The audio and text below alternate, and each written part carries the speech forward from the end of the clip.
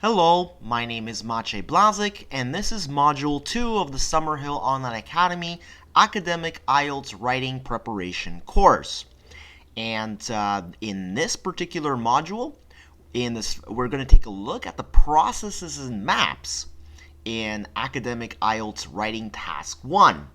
Now, in our first module, we have already taken a look at the increases and decreases, and we've already mentioned briefly that processes and maps only occur about 25% of the time.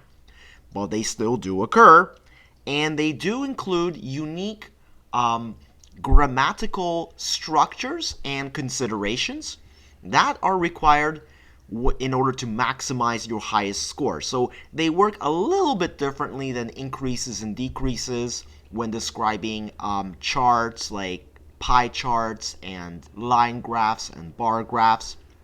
And processes and maps still are going to require the same methodology that we used in Module 1 to describe these increases and decreases, but we're going to have to focus a little bit on some grammatical considerations. So first of all, we're going to go ahead and look at Part 1. And in Part 1, we're just going to look at processes, which actually occur slightly more often than maps, in fact. So let's go ahead and take a look at processes. So first of all, it's important to understand what a process is. Now, a process is a description of a series of steps taken in order to do something or make something. Now, usually when we're writing a process, there are two main purposes, two main reasons to write a process. The first is to simply describe how to make or do something, or more importantly, describe or teach someone how to make or do something. So this is a teaching task in a sense, to teach someone to do something. So theoretically, if someone reads the process, they'll be able to replicate or make this process themselves, right? And the second reason to write a process is simply to describe how something works or how something is made or produced, but without the teaching component, a purely descriptive task of how something is made or how something works or how a process works, but not one to teach to do something. So just to clarify this, let's take a look at two examples of process paragraphs. Here's a process paragraph: how to raise a tent. When you reach the spot you're looking for, you will need to make camp by setting up a tent. One person can set up the tent, although it is easier with two and almost impossible with three or more. First, clear a 9 by 9 foot area of snags, limbs, and anything that might pierce the bottom of the tent. Unfold the tent so that the corners of the waterproof bottom form a square. Peg down the corners of the bottom. Next, snap together all 4 external tent poles. Place a pole near each of the pegs. Thread each pole through the 2 loops leading towards the top of the tent. After you have all 4 poles in place, lift one of the poles. While holding the pole up, pull its rope tight and peg it down so that the pole is held up by the rope and the pegs sit on opposing sides. Right. So just like looking at this particular paragraph, what is the function of this paragraph? We need to understand what the function is. And again, is the function to describe how to make something or do something? Or is the function to just describe how something works? Now, if you thought that perhaps the function of this paragraph was to describe how to make or do something, you would be correct. This actually is a paragraph which teaches us how to raise a tent. It teaches us how to replicate or do this process. Let's take a look at another example. And again, let's think about what the function is. Here's a polygraph test. Many people know the term polygraph and lie detector test, but many are not familiar with how the test actually works. The test uses a process that analyzes the physiological reactions in a person's body while he or she answers questions. First, a device called a pneumograph is attached to a person's chest to record breathing patterns. Any abnormalities in respiratory patterns are recorded during an official interview. Next, a machine similar to a hose used in a doctor's office is attached to the person's upper arm to measure blood pressure. During this part of the polygraph test, the pulse and changes in blood pressure and heartbeat are recorded. Finally, skin responses are used as a part of the lie detection examination. Usually, the tips of a person's fingers are attached to electrodes. An abnormal amount of sweating is an indicator that the person may be lying. After the preceding steps have been followed, polygraph experts analyze the results. Now, this polygraph testing description that we can see isn't really teaching us or instructing us how to do things. It's really describing how the process works. Now, main distinction here, when we take a look at these two paragraphs more closely, we can see that there's a clear distinction in the kind of grammar that we're using. In the first paragraph, how to raise a tent, right? We're seeing imperative voices. We're seeing imperative sentences, and we're seeing the active voice, right? Clear a 9-foot area of snacks, right? Place a pole, right? Cut the butter, spread the cheese, right? Add some salt. These are instructions that are teaching or telling us to do things in an imperative voice. But when we describe the polygraph test, we can see a clear passive voice that is used. Any abnormalities in the respiratory patterns are recorded, right? Changes in blood pressure and heartbeat are recorded, right? This is used, we're using passive voice here because we're not actually teaching, we're simply describing how something is done. So just to describe, to identify or understand active and passive voice and the difference between active and passive voice, right? Passive voice is used when we don't know who the actor in the sentence is. For example, in the first sentence we can see here, he opened the door. We know who opened the door, right? We know that he opened the door. The subject is he, so we know this is an active voice, right? He opened the door. In the second sentence, the door opened. We also know who opened the door. We know that nobody opened the door. The door opened itself. Still, this is an active voice. We don't need a person here, but we have a clear subject. We know who opened the door. The door opened itself.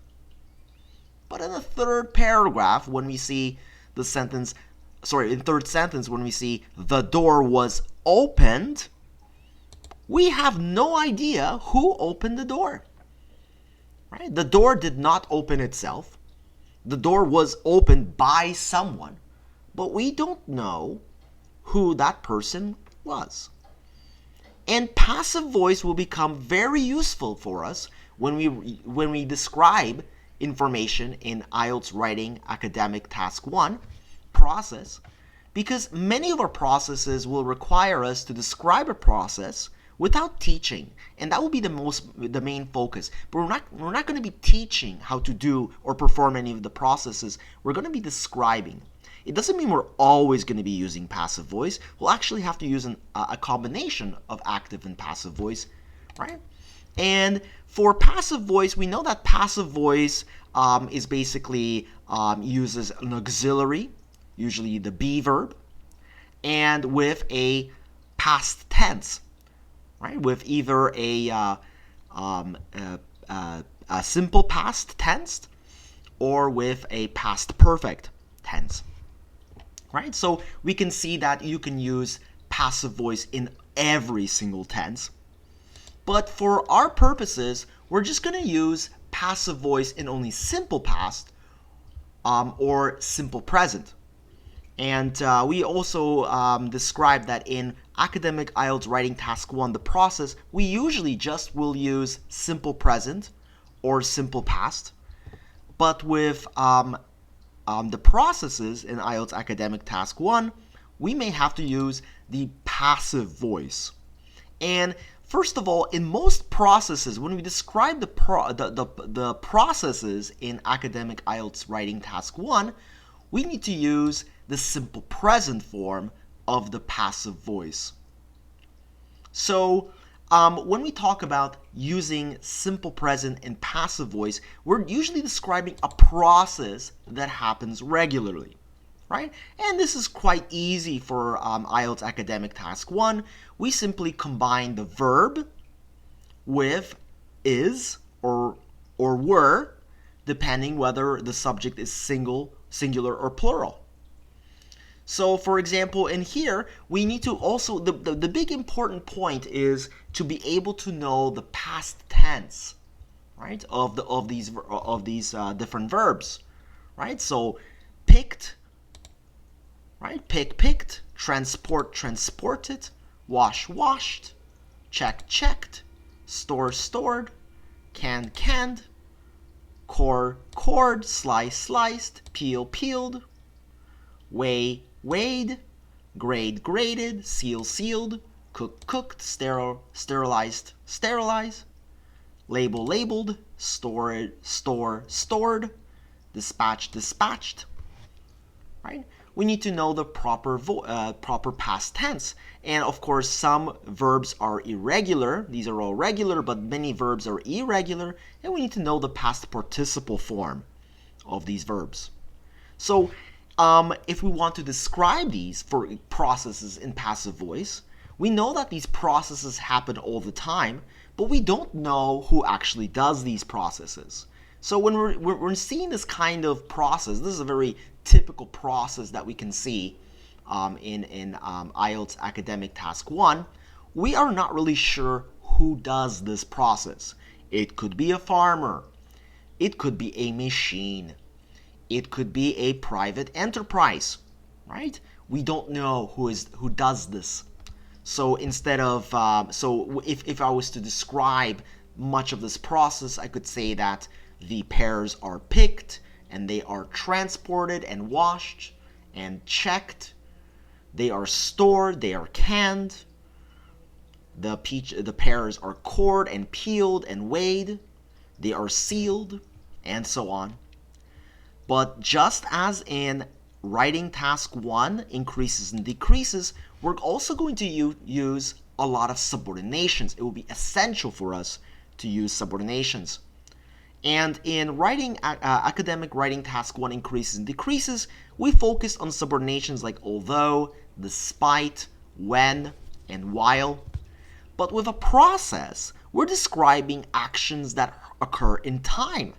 So while we can still continue to use when and while, we can also add subordinations like before, after, as soon as, during, and other subordinations and signals that show time.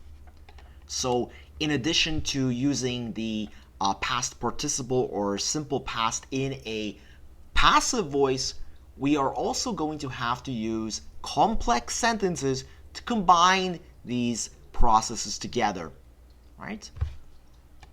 So let's take a look at an example of a writing task 1 process. Here's a very basic example of a writing task 1 from IELTS. It's a real one. And again, when we take a look at these processes, we are going to use the same methodology, exactly the same approach that we used for our increases and decreases for our graphs and charts. When we look at processes, again, they can be very tricky. They can be very confusing. So we're going to use exactly the same 4-step approach, the 4-step method. We're going to go ahead and ignore the majority of the information that we in the process because it can be confusing and can waste time. And we're going to start with the first step, which is to paraphrase. Okay? So we're just going to ignore the entire process and move straight to that one sentence here that we're going to paraphrase. In this instance, it says the diagrams below show the life cycle of the silkworm and the stages in the production of silk cloth. And again, just by paraphrasing this sentence, this will give us a clear understanding of what it is that we're actually going to be describing here. And also, it will not waste our time because we can do this task immediately. And we will have to stare at that task for 5 minutes or more. So we will paraphrase this and say, the illustrations describe the life cycle of the silkworm as well as the steps required to produce silk cloth. So we're done. It's time for the second step, which is to divide information. And again, we can see there are two processes here. Process 1 describes the life cycle of the silkworm here, and there are 4 steps involved. And then the second shows production of silk cloth, so how to make and produce cloth. So clearly we're going to spend one paragraph just talking about the life cycle of the silkworm, and the second paragraph we're going to talk about silk cloth production. So normally we would be ready for the next step, but we're not finished here yet. So in addition to dividing information, as we're dividing information here, again, it's important to know how many paragraphs we're going to do. So for example, it's not always going to be 2 steps. Sometimes it might be 1, 2, or 3 steps, as in these steps here in the life cycle of the salmon that I saw. But in addition to just looking at how many paragraphs we're going to use to organize or divide our information, we also have to identify during this step what kind of language we're going to use. Are we going to use active or passive voice? So when we look at the life cycle of the silkworm, we know who the actor is, right? In this first paragraph, right? When we look at this first paragraph, we know that the silk moth, the larva, is in fact the actor. The larva lays eggs, it eats the mulberry leaf, it creates a silk thread, it creates cocoons, it eventually turns into a moth, right? So we know who the actor is, right? But in the second step, when we see the production of silk cloth, we don't know who the actor is, right? These are people, right? Presumably people. Presumably some of these actions might be done by people, farmers, machines of some sort. We don't know who the actors actually are, right? So we would know that in the first process we would describe the process in an active voice, and the second process we'd use in a passive voice. So now we're ready to actually describe the information. So now, looking at the life cycle of the silkworm, we can see that there are steps involved. Now, for this particular type of task, the process, in many cases, this is very much a vocabulary task. Now, IELTS will give you vocabulary like eggs, moths, larva, silk thread, cocoon. But again, the proper use of this. And usually you may have to shift from singular to plural. So let's take a look at an example describing all of these steps in the life cycle of the silkworm. For starters, the life cycle of the silkworm begins when a fully matured moth lays its eggs on a mulberry leaf. After a period of 10 days, the eggs hatch and the juvenile silkworm larvae begin to feed on mulberry leaves as their principal source of nutrition. After 4 to 6 weeks of constant feeding, the larvae begin to spin silk thread around their bodies to form cocoons within 3 to 9 days. If left unharvested, the silk cocoons are able to produce adult moths after 16 days, and the cycle can begin once again. Now, again, as I mentioned, that vocabulary is very important, right? We know that moths don't just make eggs, they lay eggs. Again, saying that they make eggs could be acceptable, but wouldn't create that higher vocabulary. The eggs do not change into silkworm. The eggs actually hatch. They break apart. They hatch, right? Again, what we're seeing here is that we want to use very exact and specific vocabulary to describe certain processes, especially biological processes will require some research and some exact vocabulary, right? So again, it's very important to see these collocations and to use exact vocabulary as much as possible. Okay? We can also see that our process is also described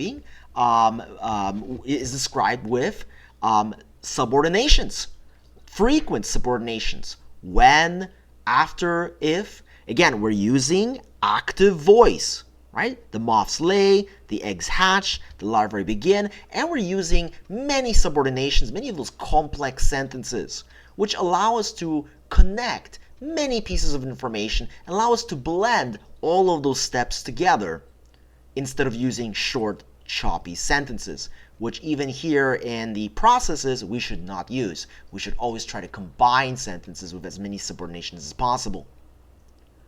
Looking now at the second paragraph that describes the production of silk cloth, let's take a look at an example. The production of silk cloth, on the other hand, begins when the cocoons are selected to be boiled. Once boiled, the silk cocoons are unwound into 300 to 900 meter thread, which is twisted together, dyed, and subsequently weaved into tightly fitting strands of silk cloth. Once fully weaved, the cloth is dyed once again before being ready to be sewn into cloth. Okay? Once again, we're using specific vocabulary whenever possible. That vocabulary isn't always given to us, right? More importantly, we're using many subordinations here, right? When, once, right? Before and after. These are subordinations that help us blend things together. And even more important, we're using passive voice, right? Things are twisted. They are dyed, right?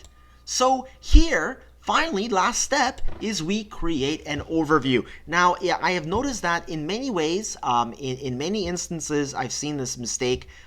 Candidates see a process and they describe the process, but they avoid or they fail to produce an overview. An overview is always a requirement for academic IELTS Task 1. You must always write an overview for all types of academic writing Task 1s, whether they're processes, maps, or increases and decreases, or charts, or any other type of writing Task 1.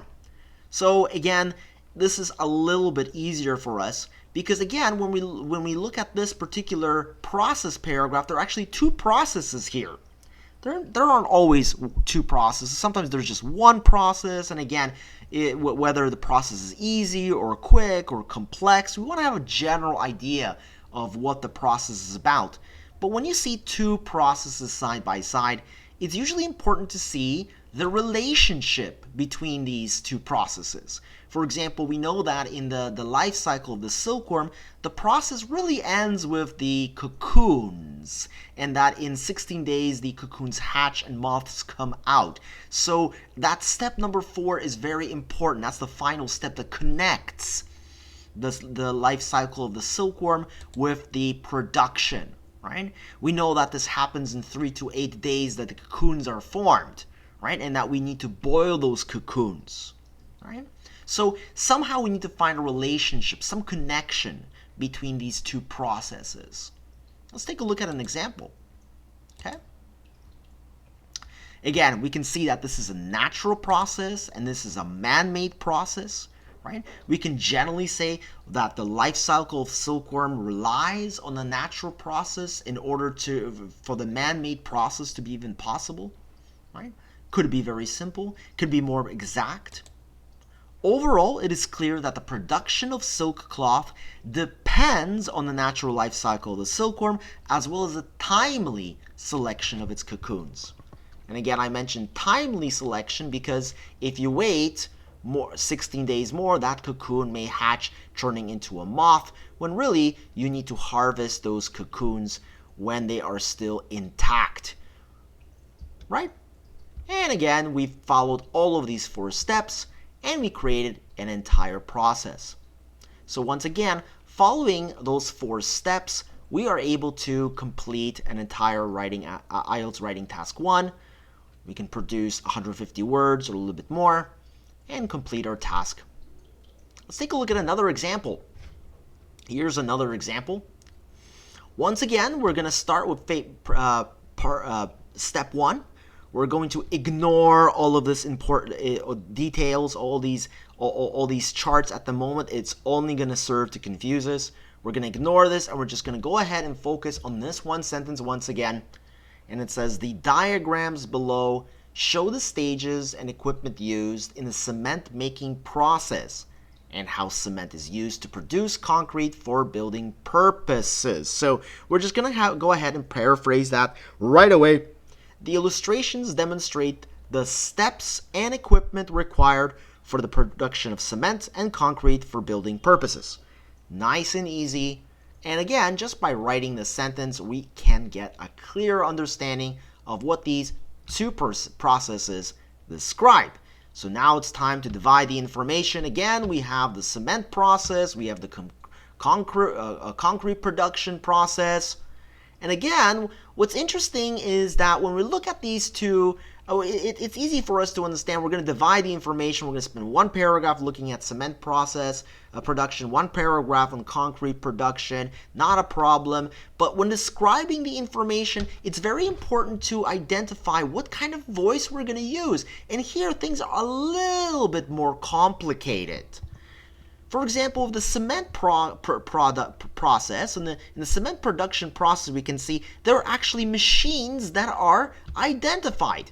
Machines such as the crusher, the mixer, rotating heater, and the grinder. These are machines that will produce the active voice, right? The crusher will crush the limestone. The mixer will mix, right? But with the concrete production, we can see that we have no idea who's adding this water, gravel, cement, or sand into the concrete mixer. We know that the concrete mixer will mix things, but we still don't know who the actor is, right? So we might use more active voice in the cement production process, or at least a mix of active and passive voice for the first process, but we will most likely use only passive voice when describing the concrete production process. So let's go ahead and begin to describe the information. So let's start with the cement production process. Here is the example. Cement production begins when clay and limestone are combined in a crusher, which pulverizes both substances into a single powder. This compound is thoroughly mixed and subsequently heated as it moves through a combustion-based rotating heater. As soon as the resulting granulous concoction is ground, it is ready to be bagged and sold as cement for commercial purposes. Okay? Once again, we're trying to use as much exact vocabulary as we possibly can, right? Pulverizes simply means turn something into a powder, right? Granulous, we're referring to the actual texture of a substance. We're trying to use as much precise vocabulary as possible. But also, we can see that we're using a combination of active and passive voice. Yes, most of these artificial processes that involve machines or industrial production, and I've seen brick production and other production of different substances such as paint and olive oil in IELTS Academic Task 1. Whenever a process is natural, an active voice is usually the preferred or more frequently used voice, but passive voice is usually used more often, unless you're referring to a machine which might do something directly, right? And again, we're using lots of subordinations. Here we're using when, as, and as soon as. These subordinations are essential because they provide us with the efficient description of these sentences that gives us the highest mark possible. Again, we want to avoid short, choppy sentences when describing this task. Okay, so for the concrete production process, again, it's actually quite a simpler process because there's really just one step involved. In contrast, concrete production is a far simpler process, which involves the combination of 15% cement, 25% sand, 10% water, and the remaining 50% consisting of gravel. After all these materials are mixed together in a rotating concrete mixer, the everything concrete is ready to be used. Okay, once again, we're using a little bit more of passive voice and active voice in a mixed environment depending on what we're doing. Very important, even when we're using, when we're describing a simpler process, we are going to do our best to use a subordination, at least one subordination here, to create those complex sentences that we need in order to score the highest score. Finally, the overview.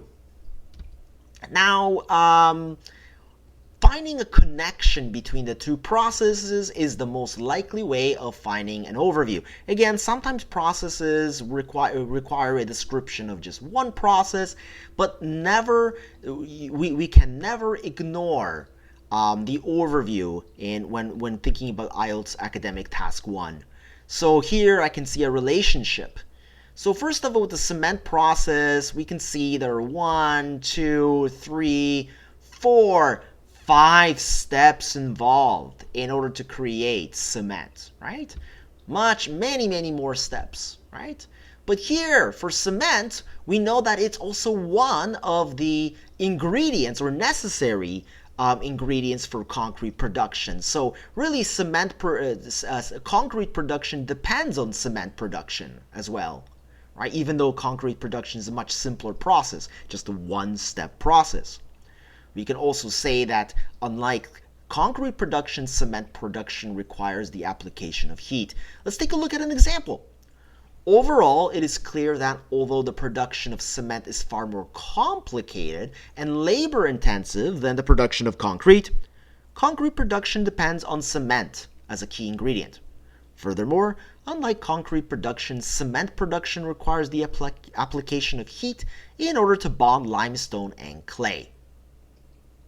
So,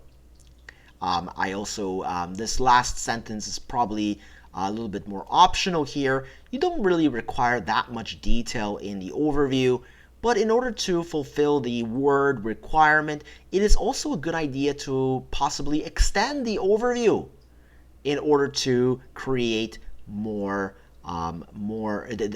fulfill the 150-word requirement, right? So we have it's an option here. It's a smaller detail, but you might want to choose to add that. So again, we have 150 words here, and again, notice that in the first process and second process, once again, overviews do not contain opinions. These are purely descriptive tasks, and we are not allowed to describe opinions in any of these tasks. So once again, we have just described the process for Academic IELTS Task 1, and even for processes, we can still apply the same methodology we have used, and we are in fact going to take a look at an example in the second part of Module 2 to look at maps, where we will once again use these 4 steps.